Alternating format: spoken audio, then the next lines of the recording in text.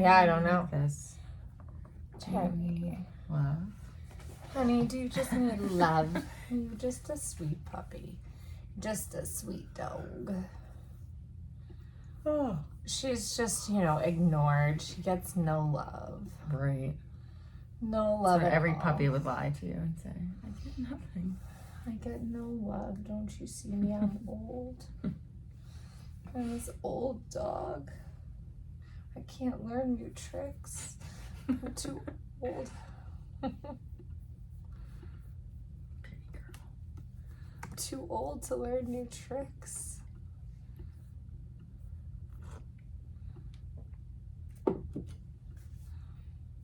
Okay. Test. Testing 1, 2, 3. I'm gonna sit back from it since that's how I end up sitting. I'm sure it's fine. Yeah. Test. Testing 1, 2, 3. Oh my speakers are down really low. Okay. I need to or I'm just sitting far back from it. So test. Testing 1, 2, 3. It's fine. If I sit back here, I'll be fine. Okay. Yeah, I'll move it a little closer. Or sit up closer. I still want to I know I'll end up leaning back during the recording.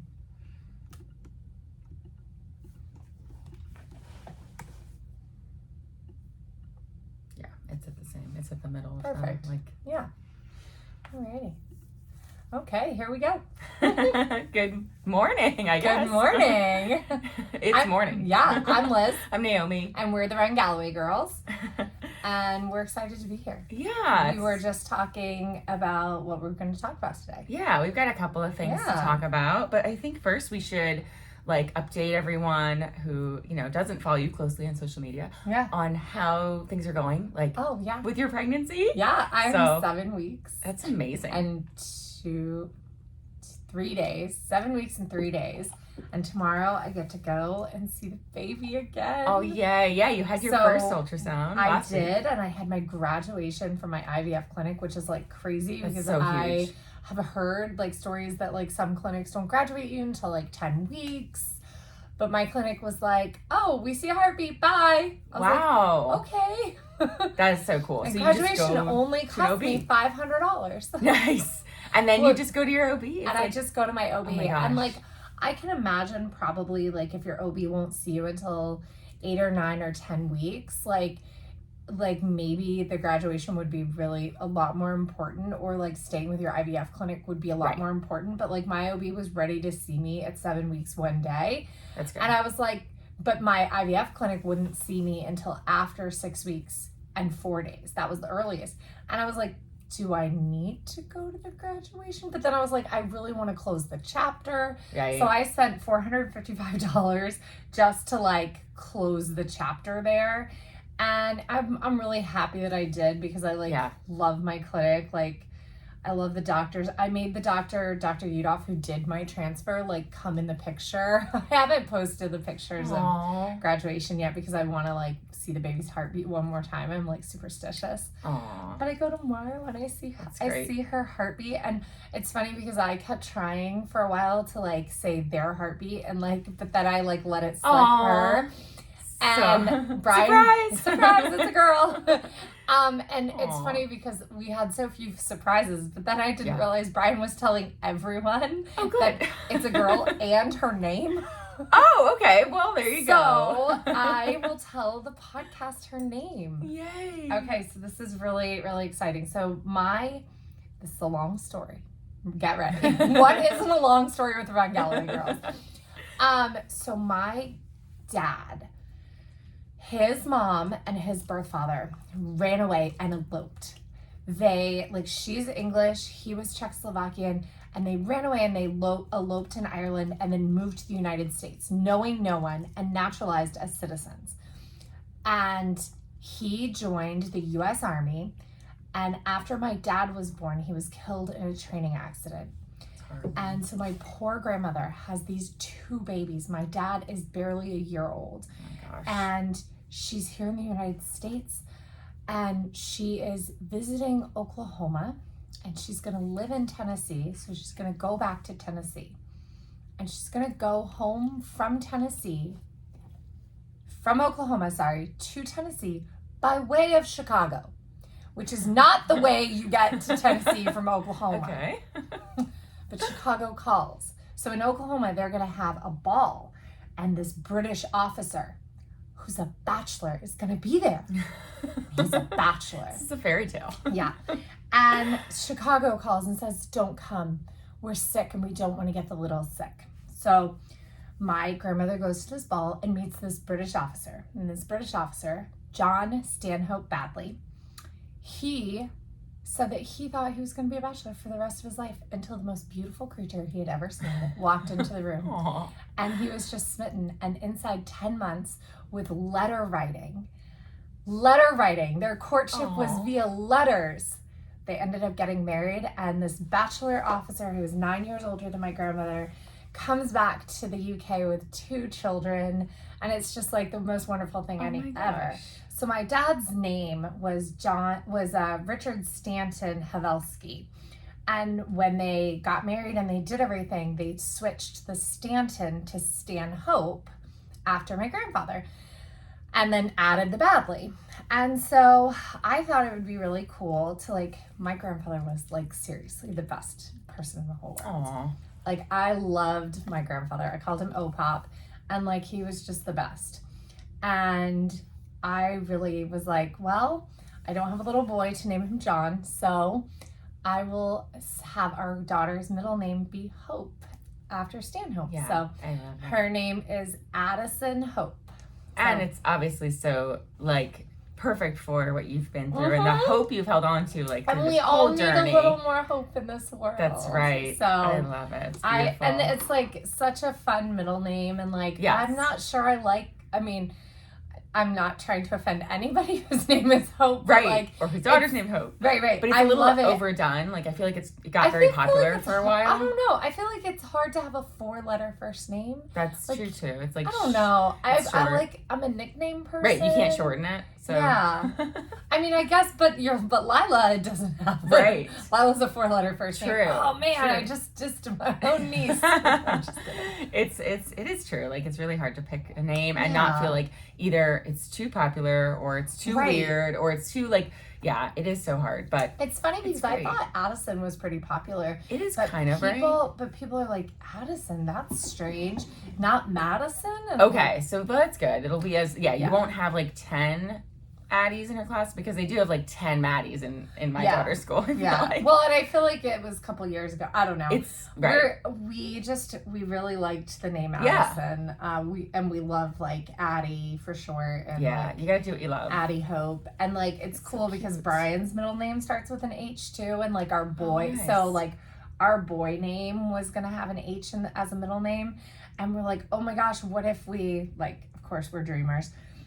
So we're like, what if we have another girl? Like, what's another H middle name? So that's like our like thing. Oh, nice. And like the other thing with Addison, I was like, so my last name is Badley or has been Badley my whole life. And it's really, really great to be at the beginning of the alphabet. And Naomi's maiden name is Kane. Yeah, with C. So she was at the beginning of the alphabet. It's great to be at the beginning of the alphabet. I didn't know how I felt. My daughter's last name being Robacher, she'd be all the way at the end of the alphabet. I was like, if we give her a first name with an A, then she'll be at the beginning of the alphabet sometimes. Sometimes, right, when they go, it's a first name. It is tough. It's so stupid. It's like the dumbest thing because I'm thinking about when they line up ABC order in school. It's more than that. Like, so yeah, my business is Aiken Warner, and by having like the Aiken first was part of like literally like Google searches, it comes up sooner if it's an A, like when someone's, or like obviously Yellow Pages, which was a million years ago, but if someone's looking for a business, they see the A ones first. So it actually matters in life if you're in A versus a W. I gotta tell you, like we're like the childcare centers are listed. Common Ground Childcare comes ahead of Reston Children's Center and Simon Center, which are the other 2 nonprofits. And so I'm always like, and there's no favoritism, but there is because alphabet. It's just listed higher on the page. Yeah, like that's like, oh, like I get why people named their swim and sports shop Aardvark because it's double A. Or or double A, triple A, like different like business names. You say AA services or whatever. I worked for this like horrible company that actually the owner had legal troubles. But it was called ABC Management Consulting. Yeah, like, same like ABC thing. right at the beginning of the alphabet. Yeah, so. And that might have been more of like a 80s, 90s thing, but like it worked. Yellow and Pages. It still comes up. Like it still does even in searches, yeah, I feel like. So anyway, well, that's awesome. And I love that story. But and how are you feeling physically? I'm feeling really good. I've run 99.9 pregnancy miles. So that's your September miles. That's like how you're counting That's my September so far. That's awesome. Like, so here's the thing. When you have an embryo transfer, you know exactly when you put that pregnancy in. So like there's no like, when did I ovulate? There's no, I thought like maybe I should count back to like first day of my last period, because that's like what they count for like my 7 weeks. Like technically the embryo has only been inside of me like 5 weeks or 4.5 weeks or something like that, which is crazy to think. So anyway, but yeah, no, I feel really good. So I'm just counting from September, because that once that pregnancy test turned positive, I started running again. So almost 100 miles, like 0.1 of a mile shy. So we'll get that obviously this week. I'm exhausted. Like I feel actually great from 5 a.m. until about 1 p.m. And then I'm just like flat out exhausted. Yeah. Mentally taxed, physically taxed. And other than that, I have no symptoms. And so part of me is like really like, damn it, I want to, well, okay, I do have some symptoms. Yeah. My boobs have grown.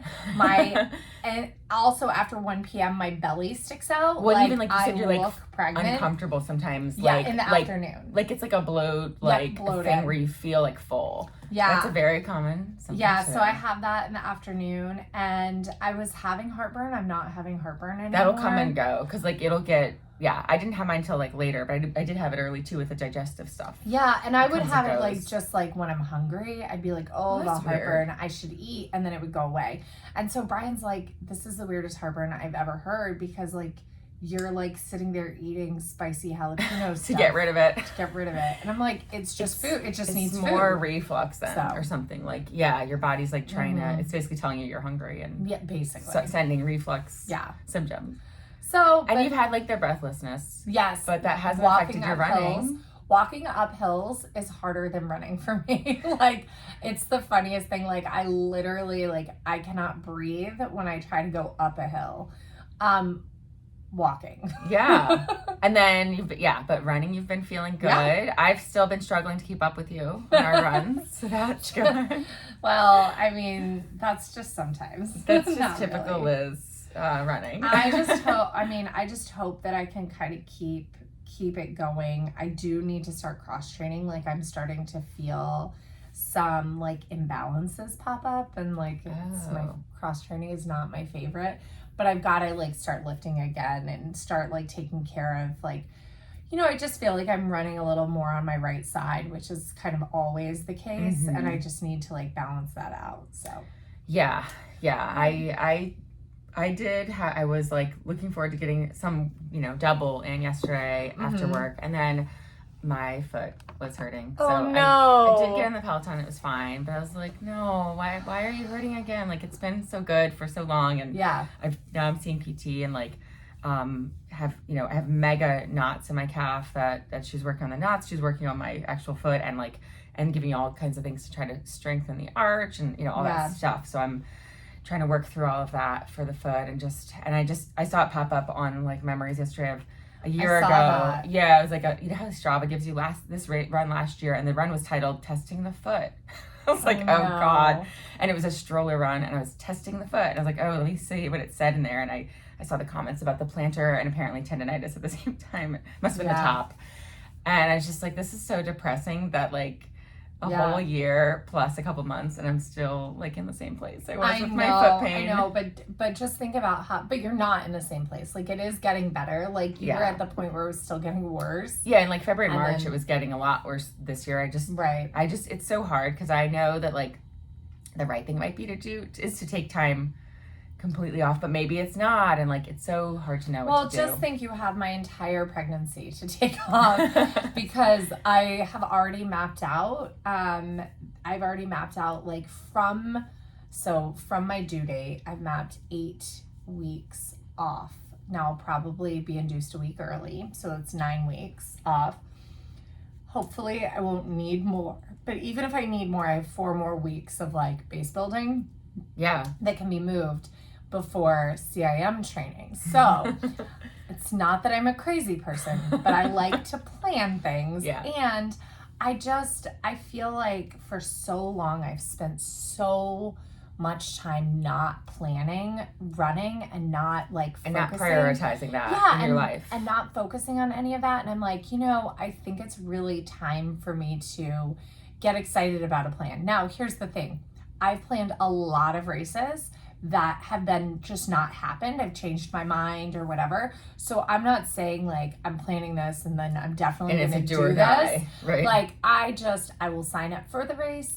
I have the plan. I will do like 60 to 80% of the training block and we'll just see where I get to. You know, like I'm not like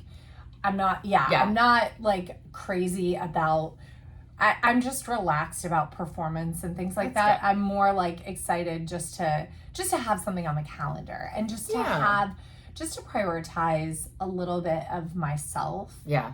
Because I feel like I have been a vessel to try to get pregnant for so long that like I'm going to be excited to, once this little person is separate from me, to get a little bit of my body back. Yes. Just a little bit. Yeah, exactly. Even though I know like it'll still be feeding the baby and still be nurturing and caring, like I'm not delusional in that way. But But yeah, it's that piece of yourself. And that's part of why I can't take a substantial break from running, and is because it's too important to me. Yeah. Like I do have a lot of other things in my life. It's not the only thing. I'm not a runner. I am a person who runs. But it's too important to me to like set it aside for a long time just because of like an injury. Like I'd rather just run injured than like honestly. And it sounds dumb, but like that's who I am. And like I know, you know, I know that some people would criticize or, you know, but it's just, I mean, but it's important to me. We have all these other tools. So like if after this fall block, you've got to do another like round or another like, even if it's another 8 week, even if it's another like just 8 week like down block, where you're like focused on biking and maybe a little more pool running or one land run a week plus one pool run plus a lot of biking, like, you know, winter's a great time to do that. Yeah. So. Oh yeah, and like for the spring, I'm fully, you know, I'm probably gonna sign up for some halves. Like I'm not gonna be, you know, doing this mileage or like the mileage of a full marathon. You have to do a half because we have Jeff's half in March, and I can't wait. I will be 7 months pregnant, so I will probably not be running a half marathon. Hopefully you can come. But I will, my plan right now is to come. I want to reach out to the Galloway organization and see if I can be the race announcer because I feel like that would be super fun. But either way, I'll be there and I will be talking loudly for everybody to hear. So they can either give me a microphone or I will come up with my own microphone. I was going to say. Like they should just realize that. Put you behind the mic because otherwise. Because I'm gonna take over and steal the show anyway. Might as well like make it official. Yeah. No. So that's the weekend of St. Patrick's Day. Which is it's in Atlanta. So it's so great. I am basically gonna have a pot of gold as a belly. Yeah, we have to come for the costumes. So you have a pot of gold for your belly. It's gonna be so cute. So yeah, I mean, it's definitely the pot of gold at the end of the rainbow for me. Like, oh, for sure. Baby. So yeah, so exciting. Yeah. So you'll definitely have that, and plus, like we've got great races. We've got great local races in the area. Like there's a couple in March. There's a couple in May. Yeah, like I was thinking Frederick again. I love Frederick. There's also the women's half in May. Yeah, it might be the same weekend. It's the same weekend, so I've never done that one. If you're like, depending on like what the spring is looking like, I might suggest doing that one instead of Frederick because it is a fast, flat course. And not that like you haven't performed super well at Frederick, you have, but like the difference between running a 149 at Frederick and running a 147, which I think those two are equivalent times, like just mentally might feel really good to run on a faster course. Especially if you're trying to like push back into the 140s at that point. I like that. If you're still like in the like, you know, kind of 152 range, like it could be a toss up because you do perform well on tough courses, but if you're in peak shape, like it might be worth doing a fast course. It's a good thought. Yeah, so I'll have to think about that one. But yeah, we have lots of time. I don't think either one of those sell out. Yeah, no, there's plenty of time. So that'll be good. Or maybe there'll be different weekends. I mean, it is hard to race halves back to back. Yeah, I probably wouldn't do half back to back, but I mean, it's possible though. It's hard to I've done it. Yeah. Yeah. I think I did 6 halves in 8 weeks. Nice. One year. I did, the most was like maybe 4 in that same time frame. But yeah, there was one year where I did 2 the back to backs, and it was Frederick and when they had the Iron Girl in Columbia the week before Frederick, I guess. And they both were right around 2 hours, and like that was really big for me because I had not broken 2. Yeah, I had not broken 2 yet, and so you're right at like 2 and 2:01 or 2:02. I ended up with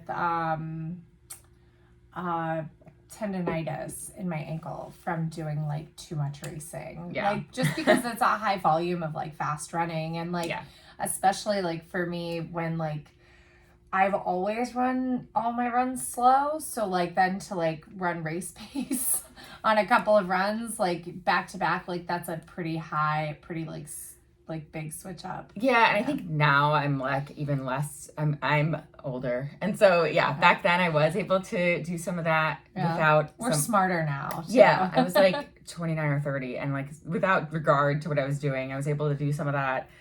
And now I feel like it's you know, it's a little dangerous. So it's because it does end up like I've ended up injured or like just stupidly, you know, PRing and then 6 days later thinking you could PR again and PRing again actually, but like not having as good a day as you wanted to because you have all these back-to-back races. Right.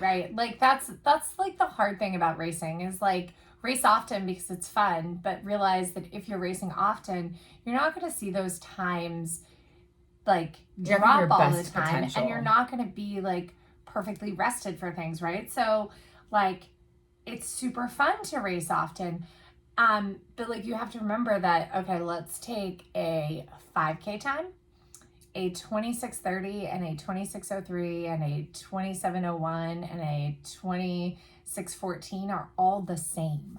Like they're all the same potential. Like so like you can get really in your head over these seconds, but it's the same potential. It has no bearing on like who you are as a person. And you can't go out there and be like, I'm a 27 today. Now I'm going to run a 26:40. You're not going to drop time every time. You may the first couple times you do it, but like, courses are different. Your body each day is different. I read something really cool. The fitter you get, the longer it takes to warm up. I saw that. And that's Lisa posted it. And it's also related to mileage too. And like the fitter also meaning like in that heat of peak season when you're doing more mileage, you do, and that makes sense. Like you need more time. So if you're, you know, you just did a mega workout or a huge long run on the weekend, then on Monday or Tuesday morning, you go to do your easy miles and you feel so stiff. And so, and it takes you 6 miles to warm up. I mean, that makes sense. When I was like in the peak of my marathon training, I didn't feel good in runs until like 7 miles in. Mile 7, I know. I'd be like, mile 5, this is killing me. Mile 7, woohoo, let's go. And it still takes us, I feel like 2 to 3 miles till we're warmed up, like halfway through. Yeah, feeling like really good. The first mile is always a liar. So the first Can't mile trust the first mile or the last mile. Doesn't matter what race you're running. Even in a 5K. Yeah.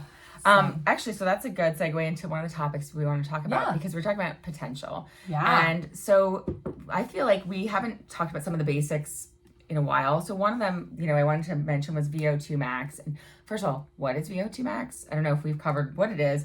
And then like, are there ways to improve it? How do you improve it? And so the first thing to know about it, well, I guess, what is it? We should talk about what Sure. So it's the maximum amount of oxygen your body can absorb and use during exercise. Right. And it's a measure of your aerobic fitness. So your VO2 max can change at different points in your training, but you are limited genetically by the upper limit of your VO2 max. So you can train to improve your VO2 max to a point. some people are going to just have naturally higher VO2 maxes than others. Like Lance Armstrong was thought to be like the best. Yeah. However, one thing that does change your VO2 max is the amount of red blood cells you have, thus how much erythropoietin you're taking. Yeah. And erythropoietin is a natural hormone that everybody produces that signals your body to create red blood cells. And what dopers did was take exogenous, which is outside of the body, erythropoietin to improve red blood cell production. So just a little segue there. So you are limited genetically by the top end of your VO2 max, but where you are right now, you can improve it. Where you are, it will be based on your fitness and what kind of training you're doing. Yeah. And then it's funny because like the Garmin watch does have VO2 max on it. It's an approximation because obviously it doesn't actually test you to go. You can go get lab tested and like strapped to a, you know, an oxygen, like a mask that measures the intake. Right. And then it measures you, you know, the max that your muscles are taking in. Yeah. And then, so Garmin has it, right? And one of the funny things is about it that like even when I get detrained, and I was detrained for a year, my VO2 max doesn't drop lower than I still have a relatively high for general population VO2 max according to my Garmin. Right.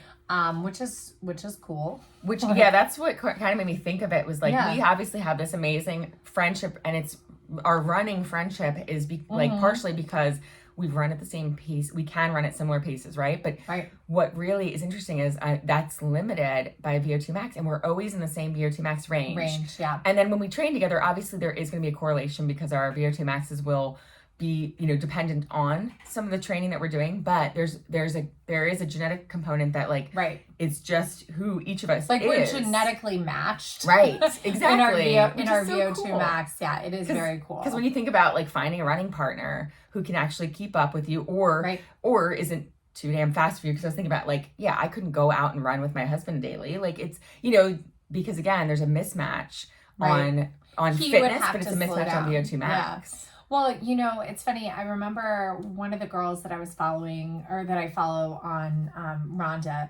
she posted her VO2 max. And this is like when we had the old watch, when they were telling us a lot higher. The drunk watches? Yeah, the drunk watches. The Phoenix 5 was like 5. So and the race predictors were a little ridiculous. Crazy. But like, you know, Rhonda is and has been very, like, she and I have been close in paces, and then she's been a lot faster.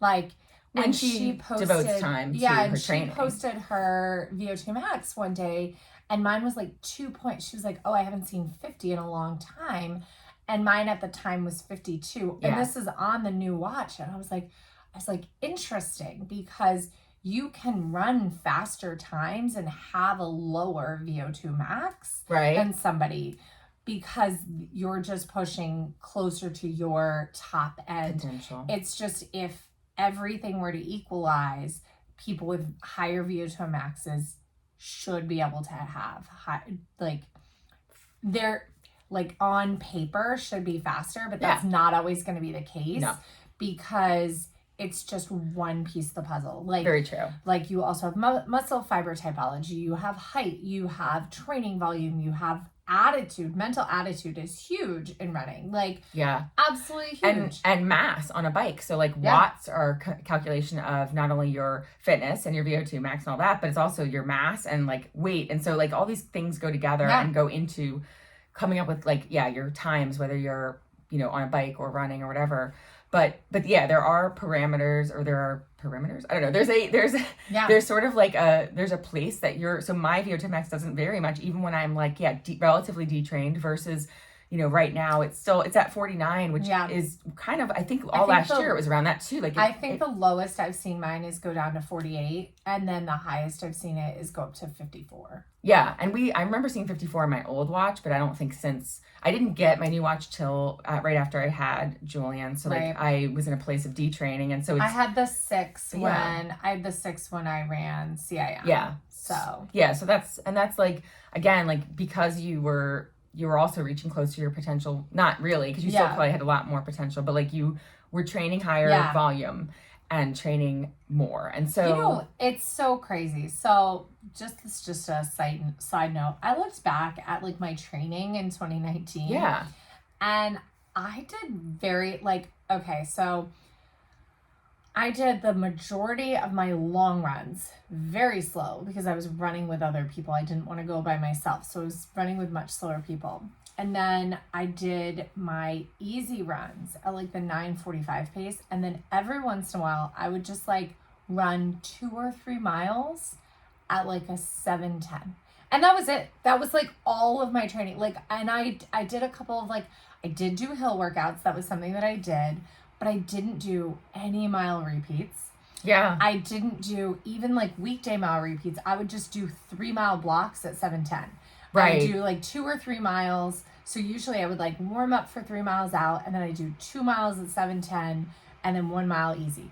And like that would be my 6 miles like second run. And that wasn't like every week, or it wasn't like I would do it once a week. Oh, okay. About once a week. So you did like the midweek.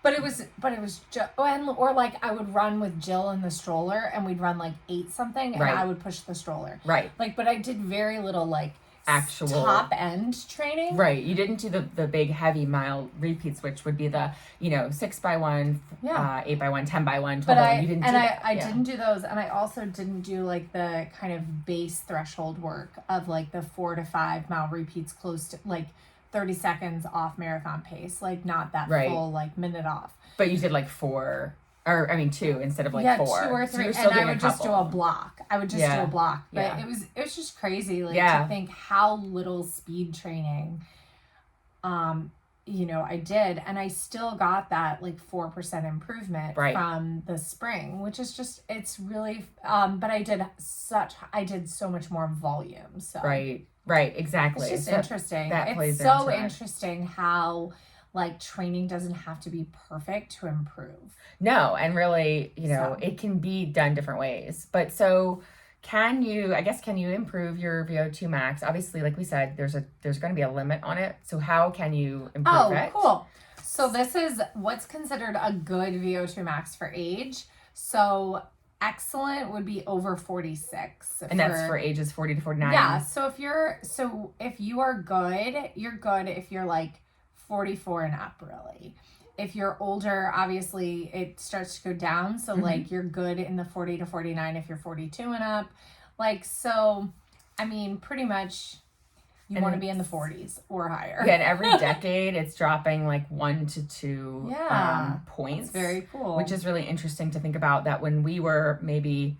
Oh, wait. So that's male. Men. That was male. Hey, good news. We're great men. Good news. Women, your VO2 max just needs to be like 36 and up. Yeah, it's like a 5-6 point differential between men and women. That's interesting. And so it's interesting though, if we look back at like where we were at in our 30s, and we were on the men's scale in our 30s, but versus our 40s, like we're actually following the trend, following the age trend. By dropping a couple points is really not as we get older. Yeah, That's cool. So one of the big ways you can improve it is switching up between having, obviously we've talked about this a lot, but don't run in your gray zone.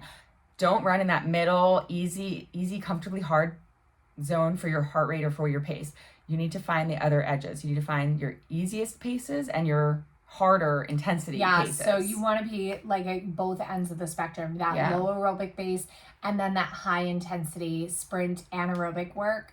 That's going to improve your VO2 max. The other thing that this article is saying, and this is from Healthline, this is like not even from like, this is like from the most general population information that you can get.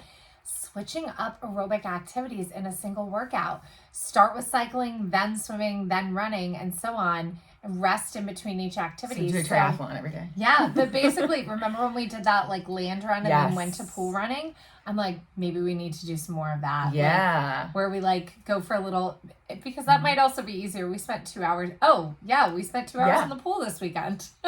So we should talk about what we did this weekend. Yeah. But let's finish up the VO2. Yeah. So that's really interesting. Yeah, I found an article in Runner's World about improving your VO2 max. Of course, they didn't mention swimming or Yeah. So what's cool about this running is as you improve your VO2 max, you're going to notice that you're going to be less exhausted or winded when doing things like climbing stairs. It will reduce your stress levels and it will boost your immune system. So working on this VO2 max is actually, and that polarized training. And I know that polarized training, people have their own thoughts on it, but actually even coaches who are like, I don't do polarized training, they do. They just like shrink in their poles. They just use more of the range at the bottom end and more of the range at the top end. But basically low aerobic base, which is lower. It's almost like eat enough always, eat too much sometimes, eat not enough never. It's like do low aerobic base always. Sometimes go stupid fast and never kind of like sit in the middle. Work in that middle zone. And it's zone 1.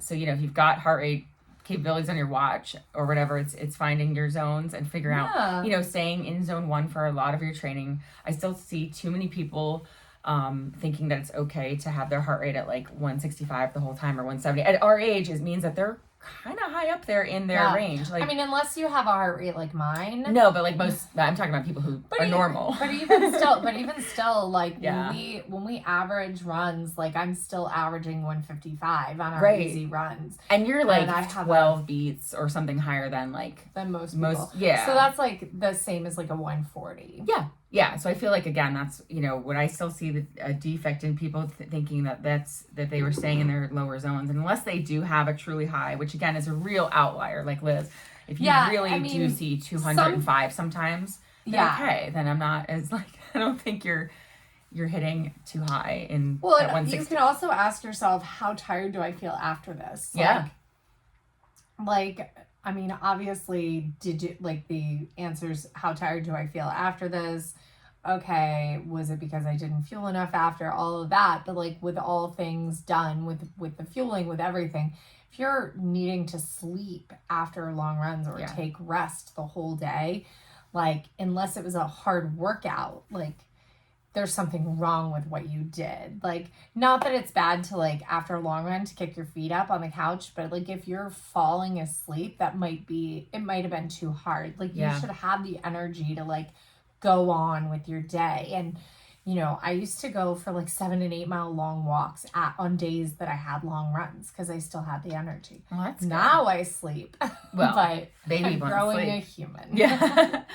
I'm growing a human. So your, VO2 max, it matters beyond your fitness potential of what you'll run in races. It's cardiovascular health, obviously. And it can help your whole life. Apparently it lowers stress levels, boosts immune system, which was in a study, a 2018 study. The other thing is your VO2 max, once it's at a certain level, isn't necessarily going to correlate to faster race times until you do the training. True. So you can improve your VO2 max a point and your race predictors can actually get slower if you're not doing the right training, especially on Garmin. The metrics, whatever they're doing now, we were talking about the Phoenix 5 being drunk, the Phoenix 6 and all of the ones since that, the race predictors are so spot on. They're so close. And that's what's so great is your VO2 max will stay relatively consistent, but your times will change based on your training, which is super good. Yeah. So, and then the article from Runner's World was the other one I was going to cite, was basically just talked about, 80% of your running should be slow and easy. And that's why broken record over here. Run walk. I mean, run walk will help you do that. And then you can do these higher intensity workouts, which can be things that are in running, or they can be other kinds of, hit workouts like plyometric jumping and stuff like that. But, the main thing is that you polarize. So yeah. Well, so that's fun. So you mentioned being exhausted. Let's mention what we did on this weekend. Yeah. So we looked at the weather. So first off, I was exhausted on Thursday and I was or Wednesday night. Yeah. I was like, can we push to Friday? Naomi was instead of getting up early on Thursday. Of getting up on Thursday. And Naomi was like, actually, we can run midday on Friday. I was like, yes, let's do it. So we ran midday on Friday, and we were able to get our long run in because we were like, well, like we weren't sure what we were going to do. I think we were like a short run, long run. We had no idea. And so we decided, because we had looked at the weather, and it was supposed to be like horrific over the weekend. Yeah, tropical storm. We were like, let's run long on Friday. So we ran 10 miles, and it was a down week, so we only had 10. So we ran 10 miles in the same like 150 that we've been doing, which is great. Clicking off like a metronome. Yeah. And so this 15, weekend, 30s, so easy. Yeah. So this weekend, I was like, well, since we're not going to go, like, we really only had to do like another hour, but, since we wanted to get together, didn't want to run out in the rain because it was really windy too, and I'm not a big fan of running in wind. Yeah. Like, I'm not a fan of wind no matter what kind of weather it is. Yeah, I just but rain and wind together, no. Yeah, so I was like, well, let's go to the pool. And so we decided to go to the pool, and I think we were just going to do an hour, and then we ended up doing 2. Yeah, I'm doing a deep water pool run and an indoor pool, which now that like the outdoor pools have closed, now we have the option of the indoor pools, which is great. I know really not everyone has like a public indoor pool near them, but like if you do, take advantage of it. Yeah. And it's so worth it. It was a $5 entrance fee, which was so worth. You know, it's worth doing that once a week or however often. If you can pool run, if you have an option to, like.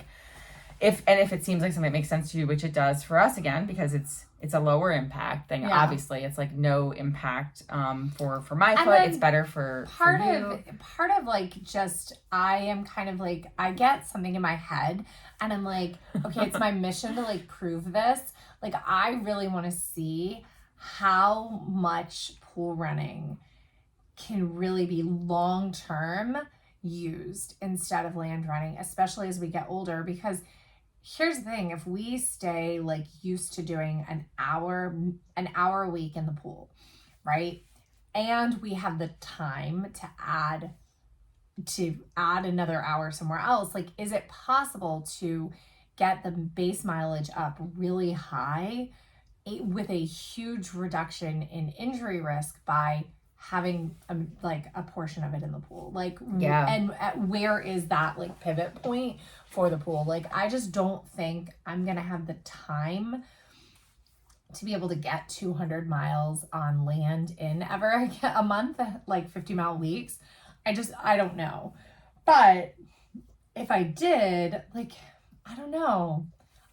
Like, and part of me would love to even say, okay, we do a long run outside, can we put an hour in the pool after the long run? Like, you know, because we have talked about how with Jeff's theory and low aerobic base, like going these over distances, like, can over distance be done in the pool? Like, how, like, I don't know. Is this all low aerobic base? Like, is it the pounding? Like, what is the piece? What's the magic piece of the puzzle? Yeah, and and if you do them back to back, like when we did the back to back of the land run of 3 miles and then 2 hours in the pool, it was like 11ish or something. That by doing it right away back to back, it's extending that time, and that's what's really important for, like, especially if you're training for a long distance, is extending the time that you elevate your heart rate and keep it elevated. And elevated, I'm using that in air quotes because I really do, for me, it might be 130. It's not like I'm elevating that high. Pool running keeps your heart rate even much lower than non-pool running. But it's still elevated compared to like being on the couch. And it's elevated for a longer chunk of time than if you are working out, you know, every morning for 45 minutes or an hour. And like, that's another thing that I know we haven't talked about too much, is that we do full rest days. Yeah. We've talked about it a little because we do doubles and we do full rest days in between. And, you know, there's a lot of people out there who are like, how can I do, you know, is it possible? Because every training plan I see has you working out 6 days a week. Yeah. Whether they're cross training or running, it's like 6 days of activity. Even a lot of Jeff's have it, but a lot of his say his cross training days say cross train, walk or off. Yep. Like, so it really is only 3 to 4 running days a week. Yes, it's really three solid running days, maybe 4. Yeah. And then the cross training a lot of times is optional or and Jeff is just such a big believer in walking. Like, I don't know if he's updated any of his stuff since getting an elliptical, but he himself and this was even before his heart attack, had been swapping runs for elliptical. And we've heard, and, you know, Jeff is in his 70s now. And so, you know, he's swapping runs for the elliptical, but then we hear David and Megan on Swap talking about the benefits of the elliptical for young, like, athletes still in their prime. And they do that a lot when they extend by going out for a run, coming in and getting straight on the elliptical so that they extend their time. Like if that way they're doing 2 hours instead of an hour or whatever with the elliptical. And when you mentioned pool running and how, you know, of course, we didn't mention we have an octogenarian who, like, is that example. Chris, who's in the pool doing pool running a few days a week so that she keeps up. She's a local, you know, celebrity around here. Yeah, she keeps up her running by doing a lot of it in the pool. What, 9-10 minute mile in her 80s? She's amazing. Yeah. I mean, she places at every race, obviously, but she was speedy before, but like, but she uses pool running to a huge extent. And she was like a big, you know, telling us like, oh, well, look at she's done it since Joan her 60s. Benoit, who was doing it, that's how she won the 1984 marathon, because she had an injury and was pool running right before she won the first Olympic marathon. Crazy. It's so crazy. And it's so funny. So Ekris, I have known her since I was 16 years old too, which is like so long. Yeah. It's crazy. She was like the crazy water running lady at the indoor pool that I worked at. I worked at World Gate Sport and Health. And she's still there. And she was, she's still there. Teaching, right? And I met her when I was 16. And then that summer, I had just turned 17. I was lifeguarding at North Shore Pool. And it was like, Ekris, I know you. I saw you World Gate. And like, known her ever since. And now we're the crazy old pool now pool we're running the, ladies. We're the 40-year-old pool what are those ladies doing in the pool? And what's funny is we were talking about it when we were pool running this weekend. We were like, man, we could even bring Julian, her son, if we were just doing an hour in his little floaty, and he could pool run with us, like, and we're not even like taking away from, you know, family time or whatever. Yeah, so, like cool. It's kind of cool because normally when you go to the pool, you know, you have to, obviously you're gonna watch your kids the whole time, but like with pool running, your head's above water the whole time too. Right. So it's not the same as when you're swimming laps and you're completely disconnected from like what's happening with your kids. Right. So it's kind of fun. It is. It's kind of fun. Although, I mean, you can always swap off with someone if you are doing lap swimming, because lap swimming can be great too. Of course. It's just a different kind of workout. It's just lap swimming, I think, is cross training, and I think a pool running is still counting as running. It's like it counts as both. It's both running and cross training at the same time, which is really, really cool. And I would imagine elliptical is probably like, you could probably say that counts too. Whereas like the bike is truly just cross training. Yeah, different way of using your muscles. And definitely swimming for me, because I'm like all arms, I'm all pull, and I don't really use my legs. So. I try not to when I swim because I really think of like my swim needs to be rest or recovery for my legs, it's a break, not a workout for them. So, right, it's a break. Yeah, so VO2 Max, find yourself a VO2 Max matched partner, but don't worry about it too much if your race predictors are the same. And, you know, also, if you're the faster one, just slow down. If they're the faster one, just, like, it's never wrong to work on your lowest end of your aerobic base. Yeah. You know, one of the tricks I would do when Naomi was pregnant with Julian and I was trying to get long miles in is I would go out for 4 miles by myself. And then I would have other people join me for the rest of the run. Or I would run one half with one person and one half with another person.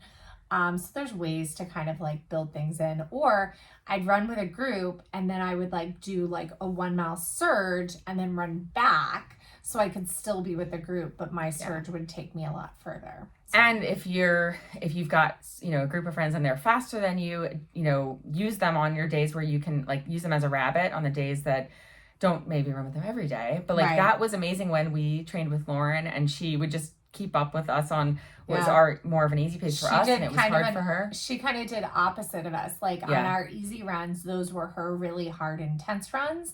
And then so she would do easy the rest of the week. And she would just try she would just like, you know, work as hard as she could to try to keep up with us. And that's how she ended up breaking 2 hours for the first time in the half. Exactly. I mean, because it was we also had a great day that day. Like we did. Cold, we had great weather. It was cold. It was fast. Yeah, it was good. But like, there's ways you can utilize But yeah, if you can find a partner that's like around your same kind of genetic predisposition, that's pretty amazing. Yeah. I don't know. It's pretty cool. We're pretty very lucky. So, all right. What else should we talk about? I don't know. Do we have anything else we need to go over? No. I think that was it. I think that's it. Yeah. I think that we should talk about, here's the thing, something we should talk about is I purchased the entire holiday collection for Beauty Counter, and one of the ways that you can sponsor or you can help the podcast is by shopping at RunGallowayGirls.com/shop or beautycounter.com/RunGallowayGirls. And we will do a holiday preview at some point where we'll unbox everything and show you everything. And probably for listeners, I think we can probably do a little additional discount on holiday. So we'll come up with like what we're gonna do that like around that, and just so that listeners can get a really wonderful little holiday gifts. That's and fun. help support the podcast at the same time. Yeah, so. And if we're on YouTube, I'm wearing some Beauty Counter pretty much every time we come on. Yeah, so same. If you're watching us. Eventually, all these videos apparently we can put videos on Spotify too. I just need to figure out how to do that. So, I have all of our videos. I just need to put them on. Nice. Well, that's a good thing to know. And Spotify's made a place to go now for me because I have an Android and I've used Google Podcasts for a while and they are taking it away. Oh. So I'll be listening. I do listen sometimes on Spotify to my favorite pods, but like yeah, that's kind of sad. I listen on Spotify, but I have also listened to Apple Podcasts. Yeah. So wherever you're listening, make sure that you like, rate, subscribe. Yeah. Help comment, people find us. Help people find us. If you don't like us, I don't know why you're listening. Sorry that you got this far. Yeah. No. If you have comments or questions or feedback, we definitely love to hear it. Yeah. You can email us. At rungallowwaygirls@gmail.com. Yeah. Or shoot us a DM or on Facebook. Instagram. We're everywhere. We're everywhere you can find girls that run. Oh my gosh, it's so funny. And I was going to share one more review that we got since, we're talking about, give us a review. So this is from KJ Runs Disney. So she said, keeping it real, it's the title. I like how Naomi and Liz aren't afraid to get into the nitty gritty and say what needs to be said. I've been running since the 80s and just switched to Run Walk in 2022. Running has changed a lot for females in that time, but there's still so much room for improvement. Thanks for your constant reminders on fueling and not taking running too seriously. I look forward to more great episodes. Aww. Thank you, KJ. Oh, we do have one more thing that's so important to talk about. Oh my gosh. So there was a question in a marathon group about I think I'm overdoing it with fuel. Okay, guys. And I did some diet culture calorie math for you. All right. So you literally cannot overdo it on fuel. So each gel or gummy packs are around 150 to 160 calories. Mm-hmm. Gels are around 100 calories. I think the jelly bean are also 100. Yeah. So we're going to say most fuels are 100 calories per pack on average, right? One serving, 100 calories. When you are running, no matter what your weight or metabolic rate or speed is, you can use an average of a running mile burns 100 calories.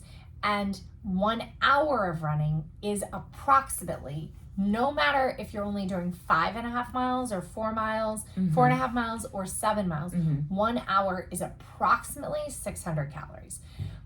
This is approximate because our bodies are not perfect machines. Yeah. And anybody who thinks that they can calculate calorie burn, calories in, calories out based on a human body is just doing eating disorder math. And it's not true because at some point, your metabolism slows down and speeds up based on external factors, right? So we're just going to go with the average 600 calories burned per hour, 60 minutes, 100 calories per, whatever. We're going with 600 per mile. If you are taking one gel every 45 minutes, you are getting approximately 150 calories an hour, okay? That is not too much. If you are taking the current recommendations, which is a minimum of 2 gels, one every 30 minutes, you're getting 200 calories. You are still in a 400 calorie deficit. So even going to this brand new recommendation from the Cycling and Ultra world of a gel every 20 minutes, 100 calories every 20 minutes, you are still at a 50% calorie deficit, taking 300 calories per hour in. So do not stress about these stupid calories, because calories is a unit of energy, and your body is smarter than, like, basically don't stress it.